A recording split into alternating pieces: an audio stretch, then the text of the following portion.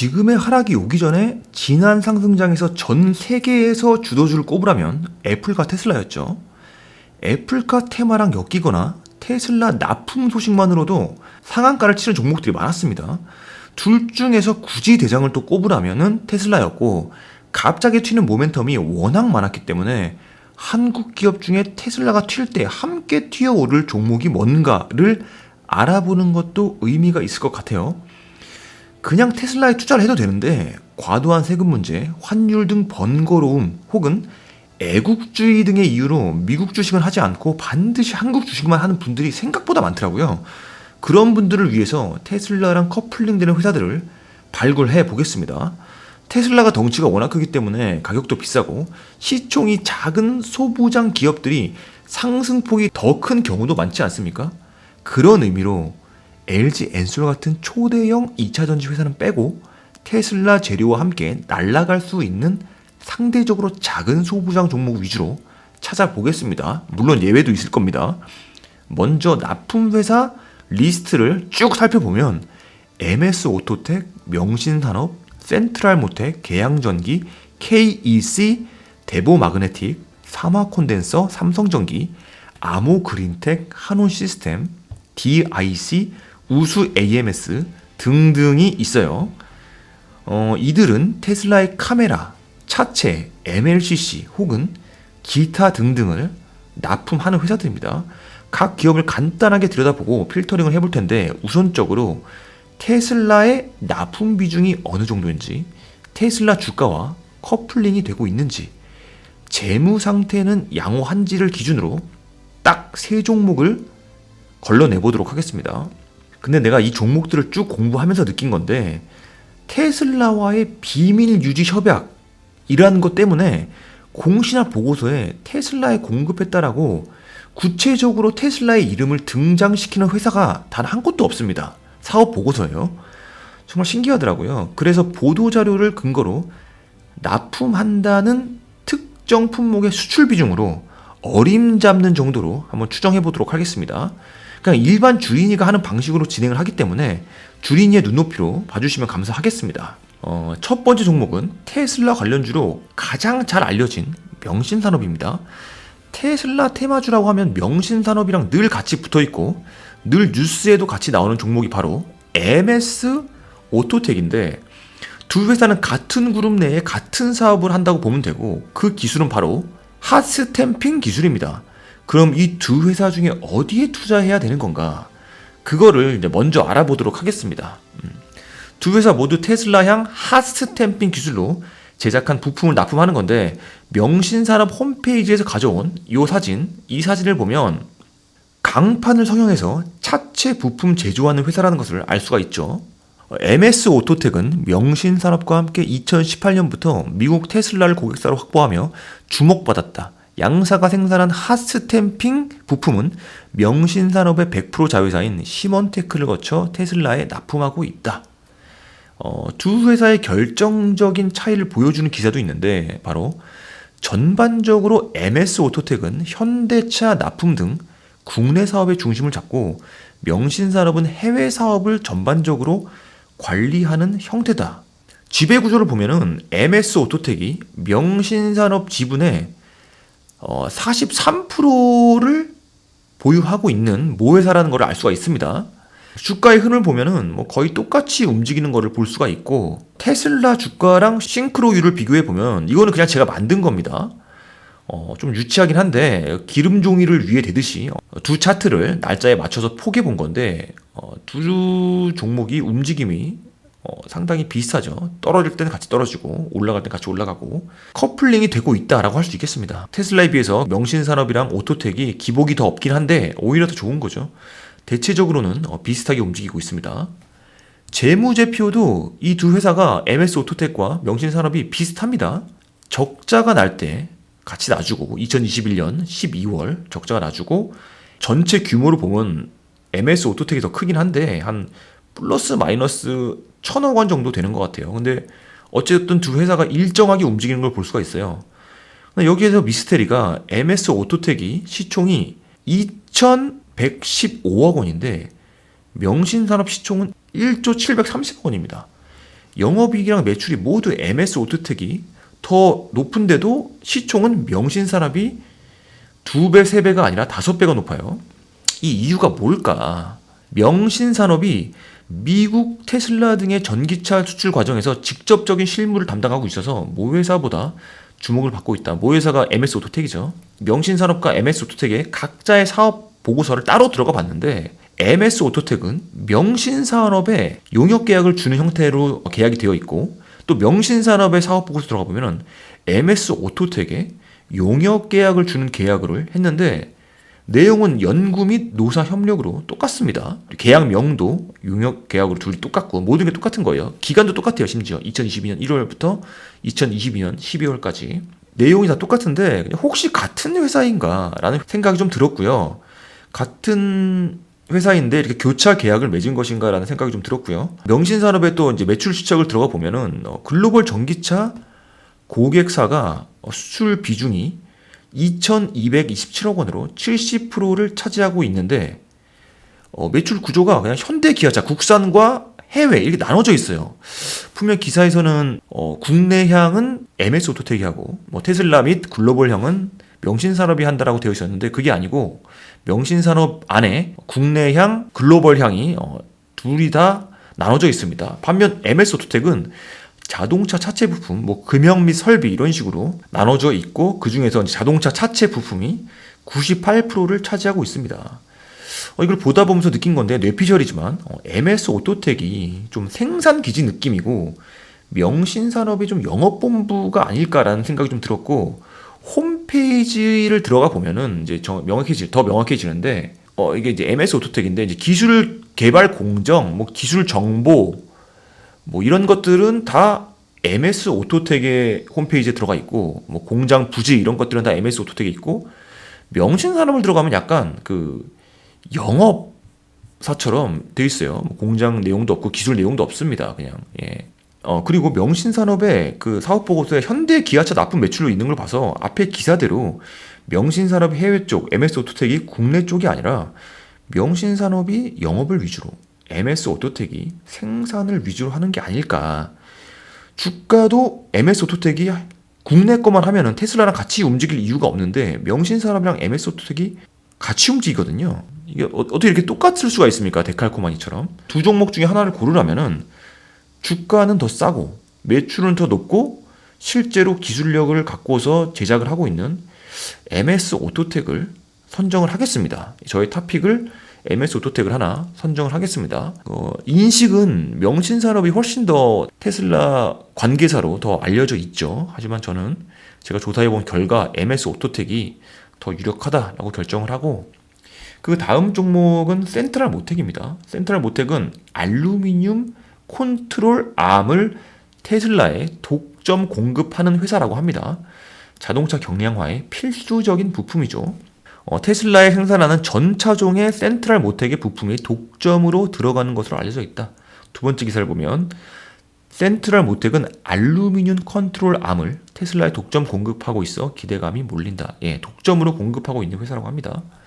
주가를 봐도 역시 싱크로율이 매우 비슷하죠. 사업 내용을 보면 이제 이게 제가 사업 보고서에서 갖고 온 건데 납품 내용인 것 같습니다. 근데 여기에도 역시 테슬라 이름이 없어요. 그래서 비교적 최근에 컨트롤 암을 납품한 ZF4가 테슬라로 향하는 납품을 받아가는 업체가 아닌가라고 추정을 해봅니다. 풀네임은 ZF 프레드리히 샤펜이라는 독일의 자동차 부품 제조 업체고 이곳을 통해서 테슬라로 들어가는 게 아닌가라는 그 뇌피셜입니다. 만약 그게 아니라면은 사업 보고서 어디에도 테슬라 납품에 대한 기록이 없는 거예요. 이 컨트롤 암의 매출 실적을 보면은 222억 원으로 총 23%의 비중을 차지하고 있습니다. 주력 상품은 아니에요. 주력 상품은 비율 41%를 차지한 이 샤프트 로터스 엔진과 변속기에 소요되는 부품입니다. 그리고 이 회사의 또 하나의 문제라고 한다면 재무 건전성입니다. 재무가 건전하지 않아요. 물론 1년치만 보고서 판단하긴 그렇지만 어쨌든 가장 최근 3분기가 연속 적자를 기록하고 있고 주가도 싸지가 않습니다. 주가도 전년도 영업이익 기준으로 21년 말고 20년 영업이익 기준으로 거의 PER이 50이에요. 50이고 PBR은 1.7배. 주린이가 투자하기에는 조금 난이도가 높은 종목이 아닌가 싶어서 센트럴 모텍은 패스하도록 하겠습니다. 다음 종목은 계양전기입니다. 전자 파킹 브레이크와 모터를 테슬라에 납품을 하는 회사죠. 요 그림이 좀 옛날 거긴 한데 어쨌든 여기에 브레이크와 모터에 계양전기라는 이름이 있습니다. 교체용 배터리가 LG 화학이라고 적혀있는 거 봐가지고 진짜 옛날 거죠. 지금 LG 엔솔로 바꿔야겠죠. 만도, KT 우리산업, 한온시스템, 여기 MS 오토텍도 있네요. 뉴스에서 가장 먼저 보이는 게 횡령 사건이에요. 그래서 최근에 거래 정지까지 당했죠. 그리고 이 불미스러운 사건에 더해져서 영업이익 또한 3분기 영업 적자를 기록하고 있어서 이거 더 볼 것도 없이 좀 주린이에게는 벅찬 종목이 아닌가. 그래서 패스하도록 하겠습니다. 다음 종목은 KEC입니다. 디지털 콕핏용 반도체를 테슬라에 공급을 하고 있습니다. 테슬라뿐만 아니라 미국의 전기차 픽업 트럭 업체에도 공급을 한다는 소식 여기 보시면 이 회사는 아마도 리비안이겠죠. 그리고 회사 홈페이지에 들어가면 Q&A란에 모스펫을 테슬라에 직접 공급하지 않는다라고 되어 있는데 직접은 안 해도 하긴 한다는 얘기겠죠. 이런 게 직접 공급하지 않는다. 테슬라와 주가의 싱크로율도 상당히 비슷한 걸 미루어서 납품 회사임이 확실하고요. 재무 상태 또한 매우 견조해 보이고 나름의 성장세를 그리고 있습니다.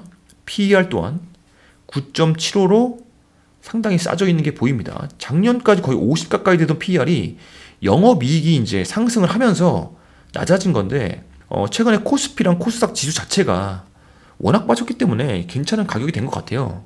이 회사는 시총 4,096억 원에 코스피 389위 회사입니다.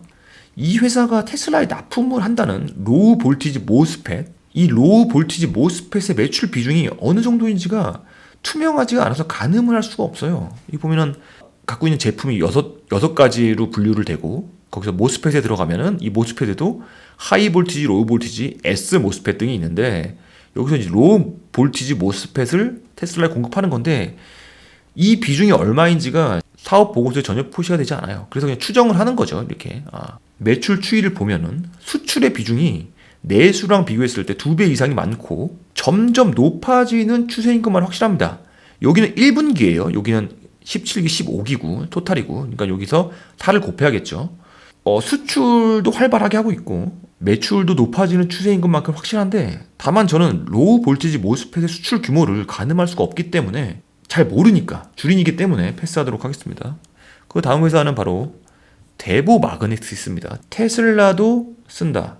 대보 마그네틱 탈철기 시장 장악이란 기사가 아주 자극적이죠. 당사의 EMF는 리튬 2차 전지의 발화원인으로 지목되고 있는 양극재 소재에 함유된 미량의 철을 제거하는데 매우 탁월합니다. 라고 사업 보고서에 나와 있고 테슬라 장비 공급 수혜로 부각이 된 적이 있죠. 그런데 이제 테슬라 전기차 배터리 직접 생산. 근데 이 직접 생산 뉴스가 좀 된 거예요. 2020년 된 건데 계속 직접 생산한다, 아니다 말이 많죠. 어쨌든 중요한 거는 테슬라가 직접 배터리를 만들지는 모르겠지만 2차 전지의 가장 취약점인 발화를 막아주는 탈철기는 기본적으로 모든 2차 전지 회사들에게 필수가 아닐까라는 생각이 들고 대보 마그네틱이 독보적으로 탈철기 시장을 장악했다라고 한다면 테슬라 납품 그 이상의 재료가 될 수도 있겠다는 생각이 듭니다. 왜냐하면 2차 전지 회사가 계속 늘어나고 전기차 회사가 계속 늘어나는데 탈철기 시장을 장악하고 있으니까. 그리고 실제로 뉴스를 보면은 CLTL과 노스볼트 등의 장비를 공급한다라는 기사가 많이 있습니다. 본론으로 들어가서 테슬라와 싱크로율도 얼추 비슷하다고 볼 수가 있고 특히 주가가 별로 안 빠졌습니다. 생각보다 견조하다라고 볼 수 있겠죠. 그리고 영업이익의 상승률도 분기마다 가파르게 오르고 있어요. 몇 배씩 오른 분기도 보입니다. 2021년 3월 4억 원에서 2022년 3월에는 60억 원으로 전년 대비 15배가 상승했네요. PER 역시 62배에서 18배로 가격도 많이 착해졌습니다. 가격도 많이 안 떨어졌고 심지어 여기 보시면은 이제 빨간색이 테슬라예요. 그리고 초록색이 대보 마그네틱스입니다. 역시 전자석 탈철기의 수출 증가폭이 매출 실적을 보면은 역시 전자석 탈철기의 수출 증가폭이 가장 크고 2022년 한 분기에만 전년 매출의 66%를 채웠습니다. 2021년 전체가 370억 원인데 2022년 한 분기에만 230억 원을 채웠어요. 66%를 채웠죠. 엄청난 성장세를 보이고 있고 심지어 전체 매출의 90%가 바로 전자탈석기 수출에서 나왔습니다. 탈철기 전세계 시장 1위의 성장세가 가파르고 주력 품목 수출 비중이 90% 이상이기 때문에 대보 마그네틱 탑픽으로 선정하겠습니다. 대단한 회사입니다. 문제는 이제 주가가 많이 안 빠졌다는 거죠. 그 다음 회사는 정말 뜨거운 MLCC. 사마 콘덴서가 MLCC를 테슬라에 공급한다는 뉴스가 나왔고, 또 다른 MLCC 제조사 삼성전기가 테슬라를 홀렸다는 기사도 있고, 어디에 MLCC를 테슬라가 쓰는 건지 궁금해지죠. 기사를 보면은 글로벌 MLCC 시장은 일본 기업의 과점 체제다. 일본 무라타 제작소가 40% 전후의 시장 점유율로 1위를 지키고 있고, 국내 삼성전기와 사마콘덴서, 아모텍 등이 추격을 하고 있다. 여기 보면은 삼성전기와 사마콘덴서가 보이죠. 주가 싱크로율 볼게요. 사마콘덴서와 테슬라의 주가도 얼추 싱크로율이 매우 높습니다. 올라갈 때 올라가주고 떨어지면 떨어지고. 그런데 가장 큰 문제는 영업이익이 마이너스 나는 것보다 더 심각한 매출과 영업이익이 쪼그라들고 있어요.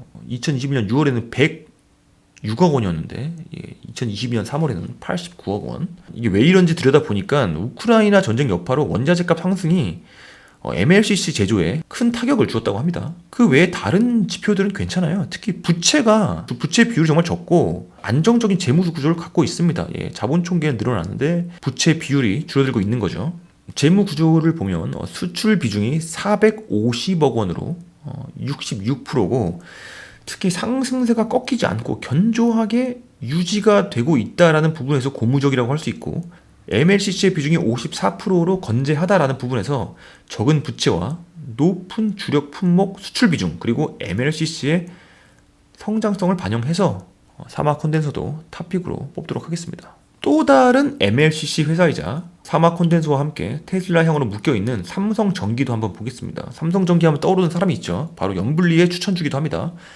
삼성전기는 MLCC 공급도 공급이지만 이 회사의 가장 뜨거운 화두는 바로 이겁니다. 테슬라 카메라 모듈 수주 삼성전기 5조 잭팟. MLCC보다 카메라 모듈을 5조 원어치 수주를 받았다는 거예요. 이게 사실인지 한번 볼게요. 한번 보시면은 거의 모든 언론사에서 보도를 했어요. 중앙일보고요, SBS, 동아 등등. 이게 사실이 아니라면 정말 문제가 심각한 거죠. 모든 언론사에서 보도했기 때문에 이게 막 삼성전기의 사주로 이게 보도가 된 거라면 이건 정말 심각한 문제입니다. 거짓 보도가 아니겠죠. 그래서 8월 5일 어제 날짜 기준으로 풍문 또는 보도에 대한 답변을 공시를 했는데, 현 단계에서는 거래 규모, 금액 등 세부 사항을 밝힐 수 없음. 제대로 설명을 안 하고 있죠. 벌써 이 세 번째 연기가 되는 거고, 재공시는 한 달 뒤인 9월 2일입니다. 근데 그도 그럴 게 테슬라랑 비밀 협약을 맺었잖아요. 이 정보 공개하면 계약 위반이 되는 거고, 그렇다고 이게 거짓 보도면 문제는 심각한 거고, 어쨌든 다른 회사들도 다 테슬라랑 파트너라는 거를 숨기고 있기 때문에 지금 삼성전기가 여기서 구체적으로 해명을 한다는 게 더 이상할 것 같아요. 그래서 저는 5조 원 수주, 더 적을 수도 있고 내용이 조금 또 과장될 수도 있겠지만 이건 다음 사업 보고서가 나와봐야 알 수 있을 것 같습니다. 어쨌든 삼성전기도 테슬라랑 싱크율이 굉장히 비슷합니다. 그리고 재무제표상으로 성장성은 거의 느껴지지 않습니다. 이게 3천억 원이거든요. 3천억 원. 그리고 매출은 이게 2조 원인 건데, 만약 5조 원짜리 카메라 모듈 수주가 받았다라고 한다면 예상 성장성이 훨씬 더 지금보다 좋아질 수 있겠죠. 근데 좋은 거는 정말 PER이 5.6밖에 안 돼요. 어떻게 작년에 24였는데 지수 전체적인 코스피가 정말 많이 떨어졌나 봅니다. 어쨌든 삼성전기는 시총 10조 원짜리 회사고 코스피 34위입니다. 근데 5조 원짜리 수주를 받는다라고 한다면 게임의 양상은 달라질 수 있겠죠. 사업 보고서를 보면은 MLCC 수출은 지난 분기에 1조 187억 원으로 비중이 45%, 그리고 카메라 모듈이 8,233억 원으로 32% 비중, 그리고 내수에 비해서 수출 비중이 훨씬 높은데 96%입니다. 거의 압도적인 그냥 수출 기업입니다. 투자 판단에 굉장히 중요한 거는 성장성이 둔화되는 그림에서 테슬라 5조 원 수주의 진위 여부와 실제와 이 보도된 거와의 격차가 어느 정도 나는지가 너무 중요할 것 같고, 안정적이고 대단히 수출도 잘 되지만 성장성 측면에서 사막 콘덴서에 투자하는 것이 좀 더 수익성이 좋지 않을까. 같은 MLCC 납품 기업으로서. 그리고 사실 삼성전기가 카메라도 카메라지만 일단은 MLCC 비중이 제일 높잖아요.